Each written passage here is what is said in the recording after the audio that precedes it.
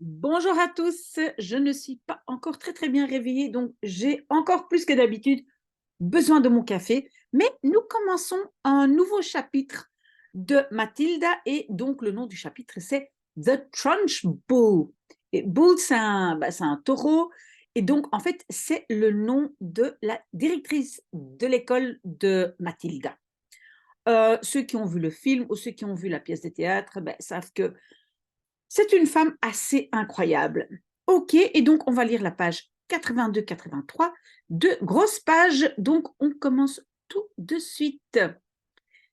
In the interval, Miss Honey left the classroom and headed straight for the headmistress's study. Donc, dans l'intervalle, ça veut dire entre-temps, hein, pendant je pense, la pause, Mademoiselle Honey quittait la classe et headed for, to head for, ça veut dire aller dans la direction, hein, aller vers, aller dans la direction, straight, tout droit. De study, oui, on peut dire ici le bureau de la directrice, et directrice, c'est headmistress. Donc, elle va aller parler à la directrice. She felt wildly excited. Elle sentait, en français on va dire, elle se sentait terriblement, hein, wildly excited, ravi, ravi. Oui, en français, excité n'est pas toujours le bon mot, hein, ça a d'autres connotations. Donc moi, je dirais plutôt peut-être ravi. She had just met a small girl who possessed, or so it seemed to her, quite extraordinary qualities of brilliance. Elle avait justement rencontré. Mais cette construction, on n'utilise pas en français. Au lieu de dire ça en français, on va dire elle venait de rencontrer. Et ça, c'est une construction typiquement anglaise et aussi néerlandaise. She had just met. Donc, elle venait de rencontrer une petite fille qui possédait, ou ainsi ça semblait à elle, donc qui possédait des très extraordinaires qualités de brillance. Donc, elle était brillante. There had not been time yet to find out exactly how brilliant the child was. There had not been, il n'y avait pas eu. Ça, en fait, c'est le passé de il y a. There had not been, donc en fait, c'est le verbe to be. Hein. There is au présent, there was, et ici, plus que parfait, there had been.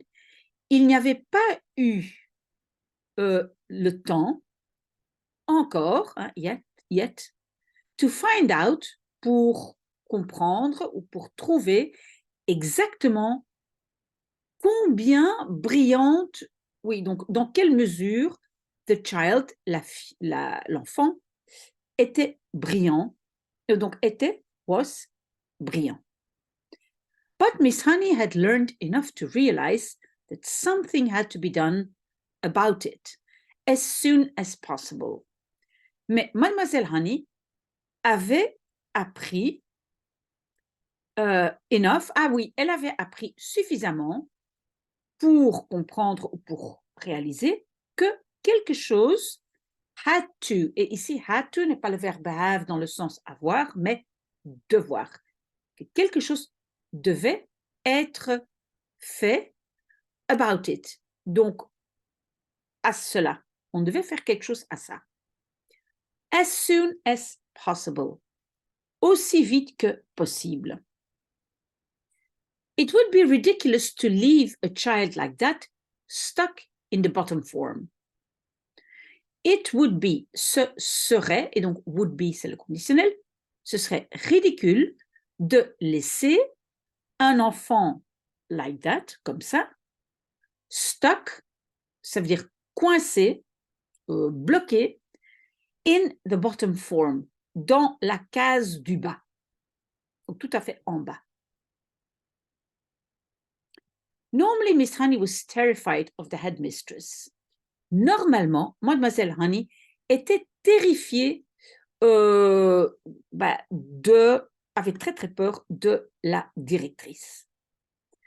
and kept well away from her. Et kept, ça veut dire se garder bien loin d'elle. Away, ça veut dire à distance. But at this moment, she felt ready to take on anybody.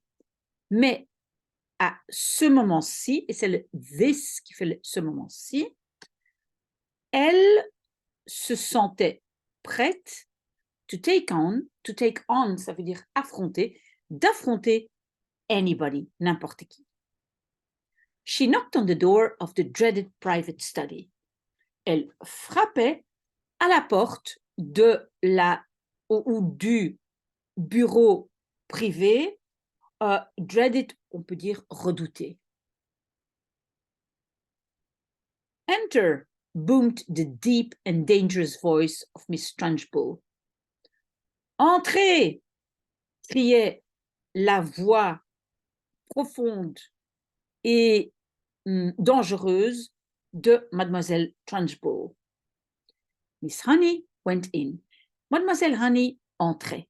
Donc, went in, went, c'est le passé de go. To go in, entrer. Now, most head teachers are chosen because they possess a number of fine qualities. Maintenant, la plupart des directeurs ou directrices, head teachers, sont choisis parce qu'ils possèdent un nombre de fines qualités. They understand children. Ils comprennent les enfants and they have the children's best interests at heart. Et ils ont les intérêts, les meilleurs intérêts de l'enfant ou des enfants à cœur. Children's, le S là, ça veut dire des enfants. C'est toujours un génitif. Ça veut dire des enfants. They are sympathetic. Ils sont sympathiques. They are fair. Ils sont justes. And they are deeply interested in education. Et ils sont profondément intéressés en ce qui concerne l'éducation. Miss Trunchbull possessed none of these qualities. Mademoiselle Trunchbull possédait aucune de ces qualités.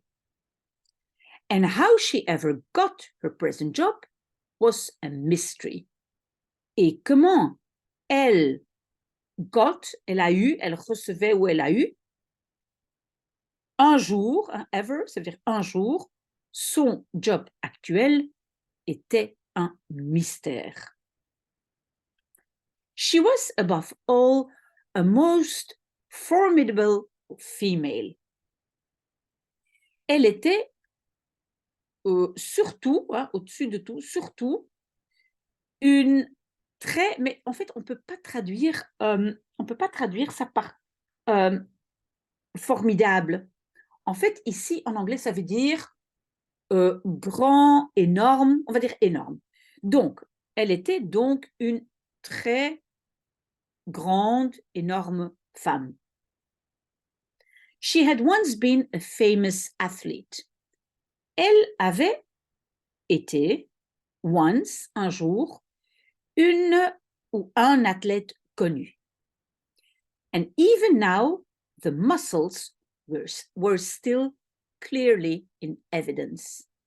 Et même maintenant, les muscles étaient encore clairement in evidence, ça veut dire très très clairement visibles, on va dire évidentes, on les voit clairement. You could, je prends un tout petit peu de café entre les deux pages, désolé. You could see them in the bull neck. Tu pouvais les voir dans le cou du taureau, de bull neck, parce qu'elle avait un énorme cou. Donc son gros cou, on montrait bien qu'elle était musclée. In the big shoulders, on le voyait par les épaules larges.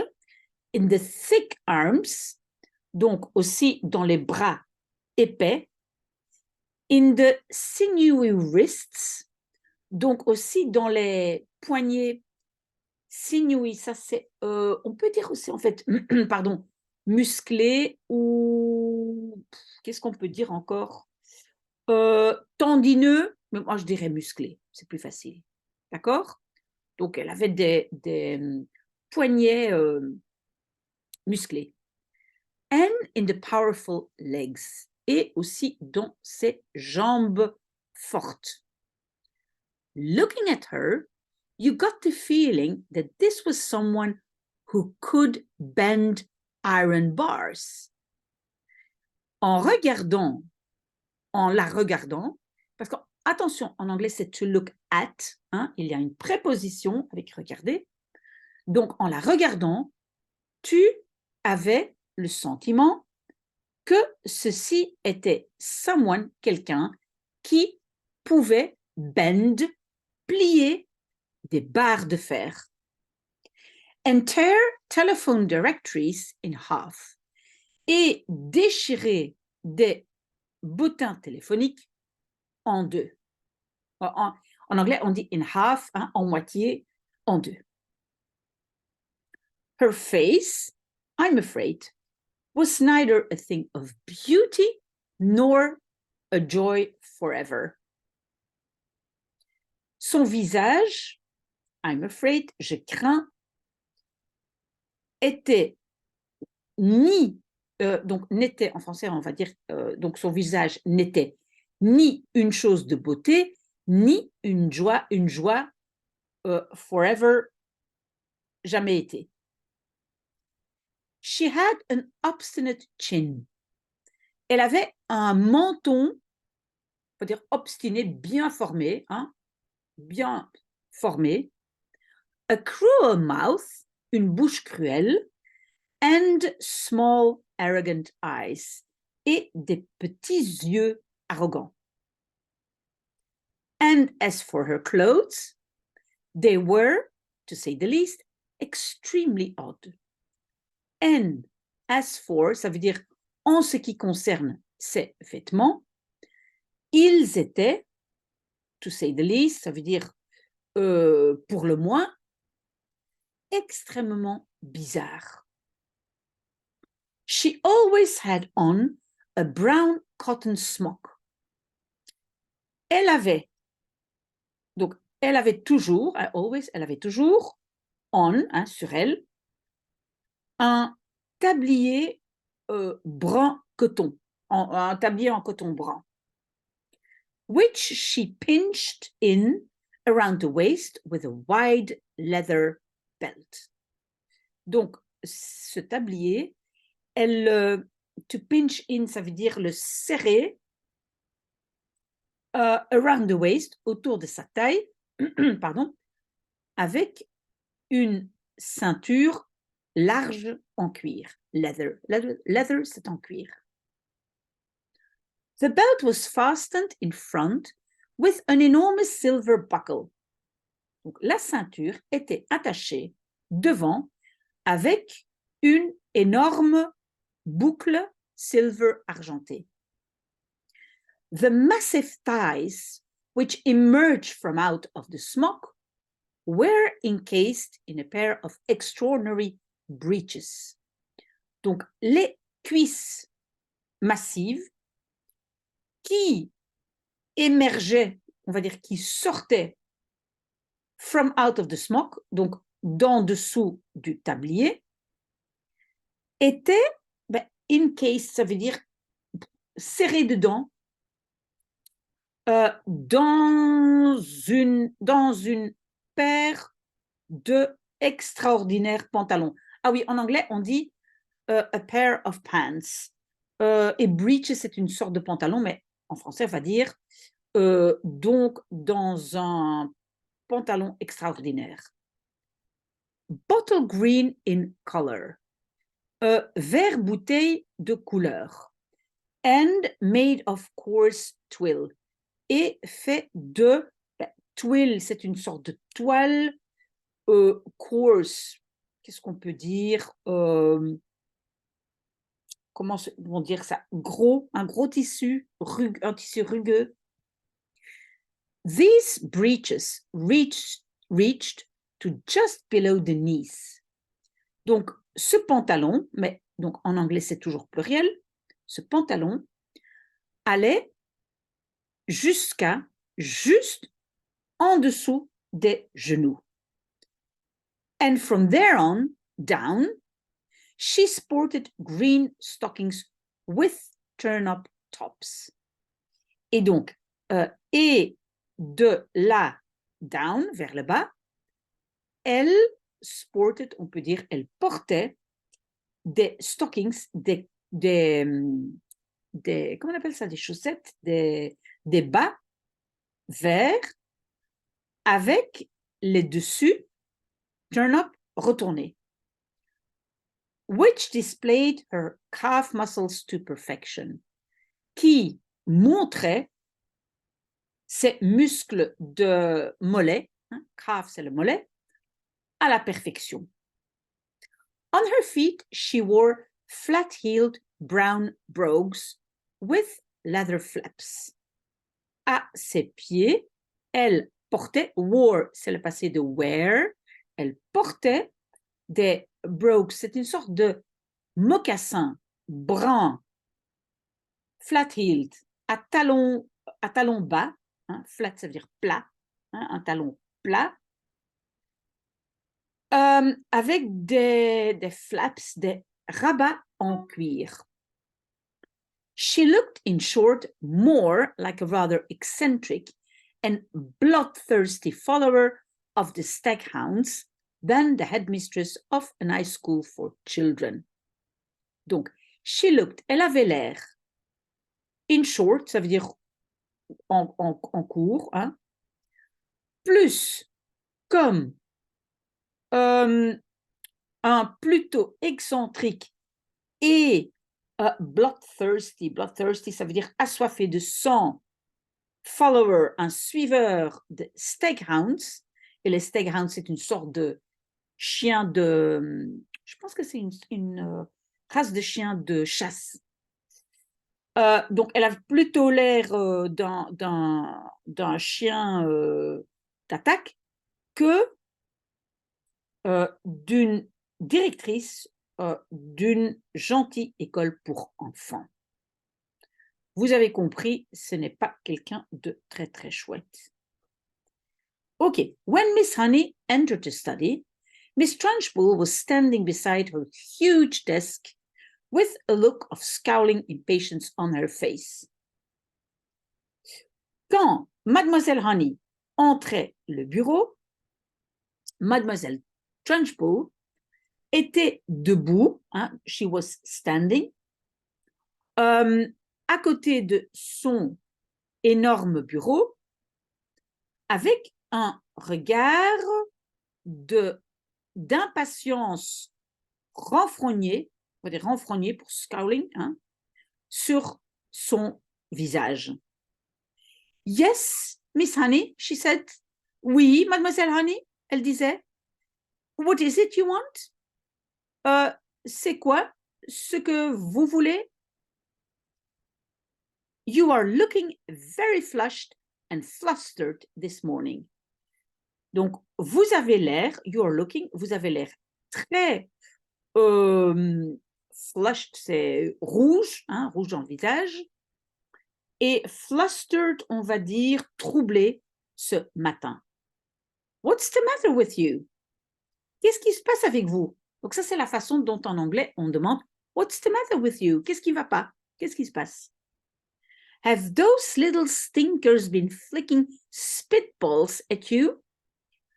Est-ce que ces petits morveux et stinkers normalement c'est quelqu'un qui sent mauvais, on va dire des petits morveux,